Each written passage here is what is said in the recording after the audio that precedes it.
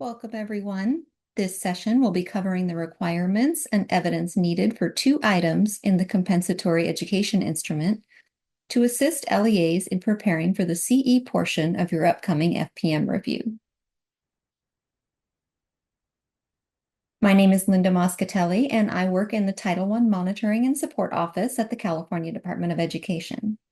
The CE items we'll be reviewing during this session are CE 12, Allowable Use of Funds, and CE 15, Time and Effort. We'll be going over each of the requirements and evidence requests for both of these items. The requirement for CE 12 includes that the LEA shall expend Title I Part A funds for the stated and approved purpose.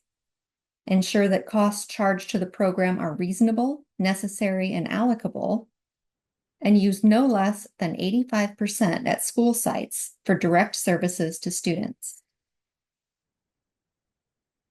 For school-wide programs, the LEA shall ensure that the activity and expenditure is aligned to meet the challenging state academic content standards, meets a need identified in the Comprehensive Needs Assessment, is an evidence-based educational strategy, is reasonable, necessary, and an allocable cost to the program, is included in the School Plan for Student Achievement, or SIPSA, and has been reviewed, approved, and recommended by the School Site Council to the local governing board. Additionally, the SIPSA must be approved by your local governing board, and the School Site Council must annually evaluate implementation of the SIPSA and progress toward the goals included in the SIPSA. Please note that a link has been included on this slide to the Title I Part A Authorized Use of Funds webpage, should you wish to revisit any of these requirements. As you'll notice here, there are quite a few evidence requests for CE 12. These include general ledgers of Title I Part A expenditures at the LEA level and for each of the schools being reviewed, LEA Title I reservations and services. This is an explanation and/or a budget to indicate how the LEA Title I Part A reservations for parent engagement, administration, and other authorized activities are utilized. A common mistake that LEAs make when uploading evidence under this request is to upload the CARS page indicating the amounts the LEA has reported for each of these reservations. What we're looking for here is an explanation of how the LEA plans to use the funds that have been reserved. Now, this may be provided in multiple formats, such as budgeting documents, narratives, or simple bulleted lists. We'll also be reviewing SIPSAs for each of the schools under review, the position control report of staff funded in whole or in part with Title I Part A at the district level and for each school under review, as well as duty statements and time and effort records for each of the staff included in the position control report. And note that determinations of allowability of Title I Part A expenditures are made on a case-by-case basis.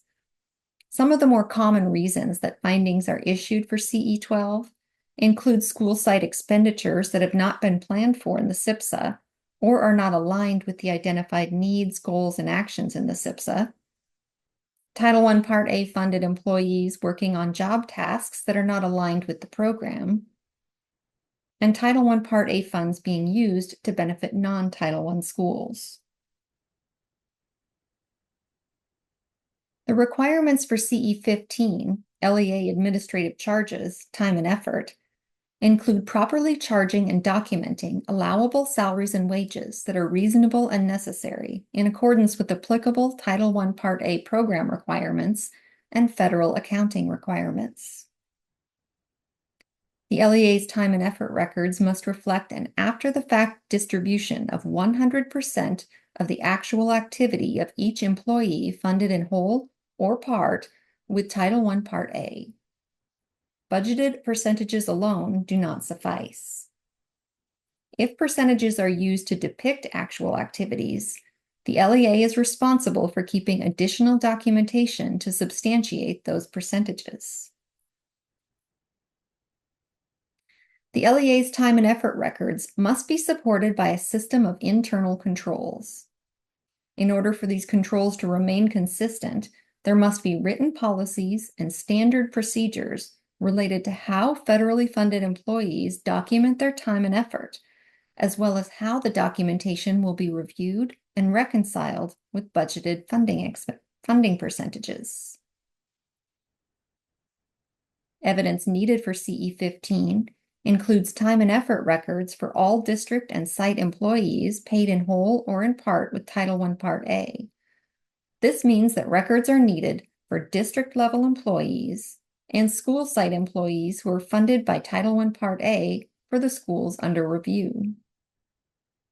The LEA's written time and effort policies and procedures, including timelines and procedures for the completion, review, and reconciliation of time and effort documentation. Duty statements for each of the employees. These duty statements should be specific to the employee and clearly indicate their specific job duties and which of these will be charged to each funding source. Position control reports should include the following for each employee funded in whole or in part with Title I Part A funds: the employee's full name, their position title, the percentage of funding from each funding source, their FTE, and whether the employee is paid from school site allocations or LEA reservations, such as those for administration, parent engagement, homeless services, or other authorized activities. Some of the more common reasons that findings are issued for CE15 include a lack of written procedures governing time and effort documentation, review, and reconciliation, a lack of time and effort documentation or time and effort documentation that's not completed in alignment with federal accounting requirements and/or the LEA's written procedures, and time and effort documentation that has been completed based on predetermined percentages rather than actual time spent on specific job duties. Contact information for the Title I Monitoring and Support Office. So you'll want to call our main number at 916-319-0854 or use our main email address, timso@cde.ca.gov. At this time, we're going to stop the recording to take questions during the live session. Of course, you may contact your reviewer at any time if you have questions about any of the CE items. Thank you for your time, and we look forward to working with you on your upcoming reviews.